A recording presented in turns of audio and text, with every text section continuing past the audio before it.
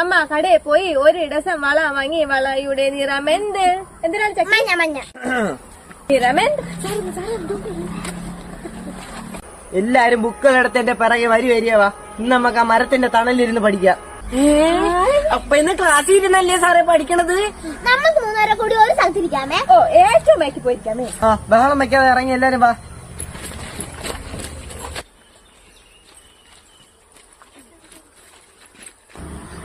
ചെരുപ്പ് ചവിട്ടല്ലാണ്ട്. ഓ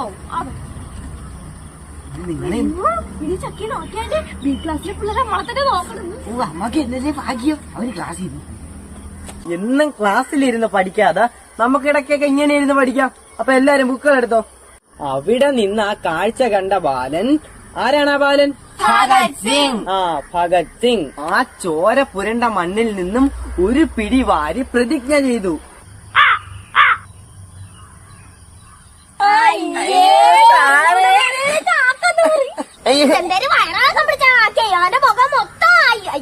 സാറേ ഞാൻ പോയി കഴുകിക്കളയട്ടാ. ഡുണ്ട് പോയി മുഖം കഴുകിട്ടാ. നമുക്ക് പഠിക്കാം. അങ്ങനെ ഒരു ധീരനായ പോരാളിയായിരുന്നു ഭഗത് സിംഗ്.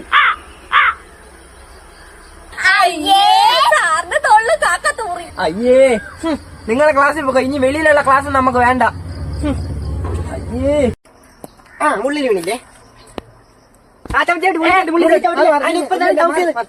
കളർ മണിക്കൂട്ടായി.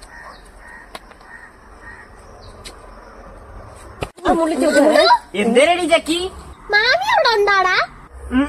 അമ്മ കാലത്തെ ജോലിക്കോ? എന്തടി? ആണ്ടേടാ ഇന്ന് രാത്രി കറണ്ട് പോകുമ്പോ കത്തിക്കാൻ ചിമ്മിനിയിൽ മണ്ണെണ്ണ ഇല്ല. അതുകൊണ്ട് അമ്മ പറഞ്ഞ മാമിന്റെ കയ്യില് മണ്ണെണ്ണ ഉണ്ടെങ്കിൽ എത്തിപ്പോലെ കുപ്പി മണ്ണെണ്ണ ആരായി. നമ്മൾ റേഷൻ കടയിൽ ഈ മാസം പോയിട്ട് വരുമ്പോ തിരിച്ചു തരാന്ന് അമ്മ പറഞ്ഞു. എന്റെ വീട്ടില് മണ്ണെണ്ണയൊക്കെ ഉണ്ട്. പക്ഷെ എനിക്കിപ്പൊ കളിക്കണോടി. എന്നാ പിന്നെ നീ ഒരു കാര്യം ചെയ്യ്. നീ പോയി എടുത്തോണ്ട് വാ. നിന്റെ കയ്യിൽ ചക്കി നോക്കിക്കോളും. ചക്കിയവ മുള്ളിച്ചോട്ടോ നോക്കിക്കോണേ. നോക്കോ മുള്ളിച്ചേടി മണ്ണെണ്ണ ചിമ്മിനി എങ്ങനെയാടാ? വെച്ചൂത്തിയാടാ? അയ്യോ വെച്ചൂത്തി എടുക്കാൻ ഞാൻ മറന്നുപോയടി. ഇതിപ്പോ ഞാൻ ഒഴിക്കുമ്പോ അത്രയും കളയും. നീ ഇങ്ങോട്ട് ഞാൻ കളയാതെ ഒഴിച്ചു തരാം. കൊറേ അയ്യോ ഒത്തിരി കളഞ്ഞു. കുഴപ്പമില്ല അടുത്ത വിത്താൻ. അയ്യേ ഓ നീ ഒഴിച്ചാൽ മൊത്തം കളയാ. ആകെ ഒത്തിരിയാണ്. ഞാൻ ഒഴിച്ചു തരാം.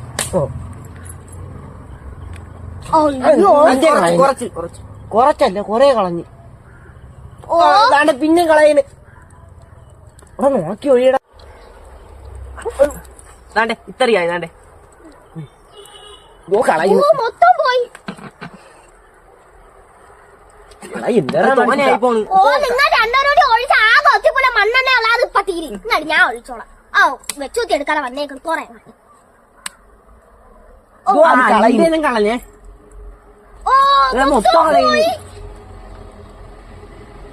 അയ്യോ എടാ ഇത് നീ പിടിച്ചാണ് ഞാൻ ഒഴിക്കാം. ഇറക്കാതെ പിടിങ്ങള് ഇത്തടി. അയ്യോ നമുക്ക് അടപ്പിങ്ങാട്ട് വെച്ചിട്ട് അടപ്പിങ്ങ എന്റെ ഊരുത്താ.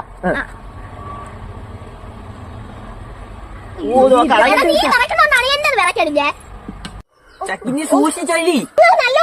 നീ സൂക്ഷിച്ചൊഴി. അയ്യോ തീർന്ന.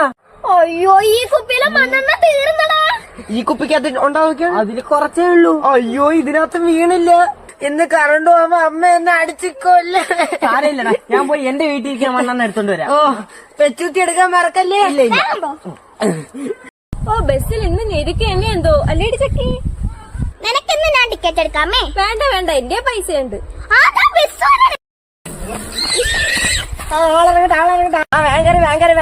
എട്ടരയ്ക്ക് മുമ്പ് സ്റ്റാൻഡിൽ താളാണ്. കയറി പോട്ടെ വണ്ടി.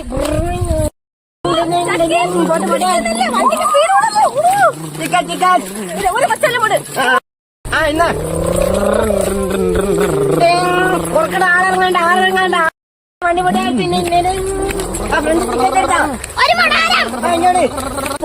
അയ്യോ വണ്ടിയുടെ ബ്രാക്ക് പറ്റി എല്ലാരും പിടിച്ചിട്ടുണ്ടോ?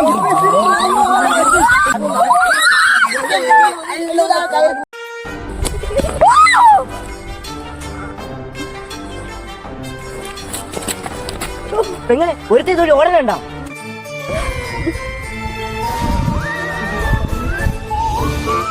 ഓ ചേട്ടാ ഇല്ല പോയത് തോന്നില്ല. ആ വഴിയാ? ഓ ശരി നിങ്ങളെ. അല്ല ചേട്ടാ, എന്തൊരു കാര്യം? അവനെ 2 പീഡന കേസിലെ പ്രതിയാണ്. ഇന്നലെ ജയിലിൽ അടിയതേ ഉള്ളൂ. സൂക്ഷിച്ചോളെ. പീഡനോ? അയ്യോ ചേട്ടാ,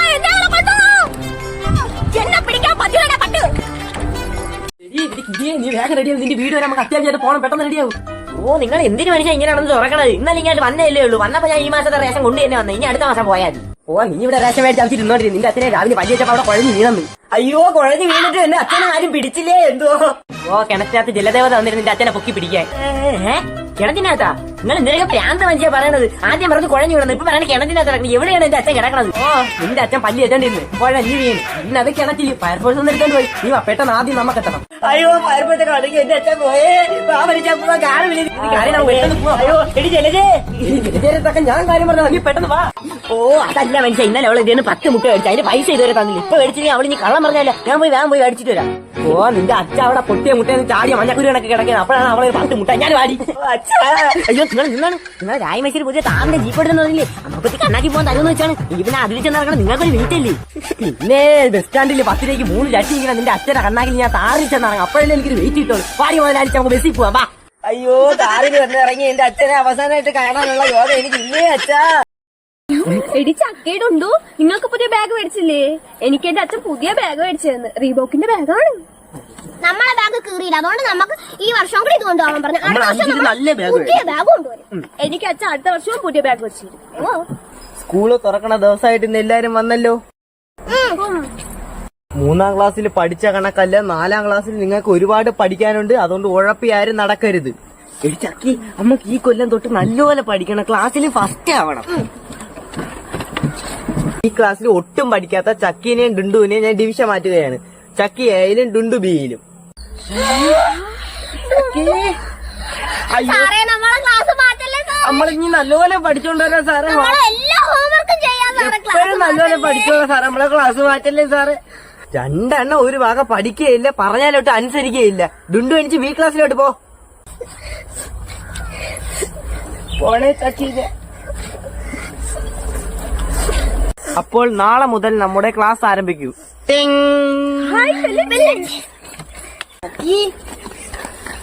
ചക്കി അമ്മക്ക് സരസമ്മ ടീച്ചർ ആയിരുന്നടി. ടീച്ചർ ഇന്ന് തന്നെ അടിച്ച്. നാളെ ഞാൻ എന്റെ അച്ഛന്റെ അടുത്ത് എറിഞ്ഞ് ഞാൻ ഈ പഴയ ക്ലാസ്സിൽ തന്നെ വരും.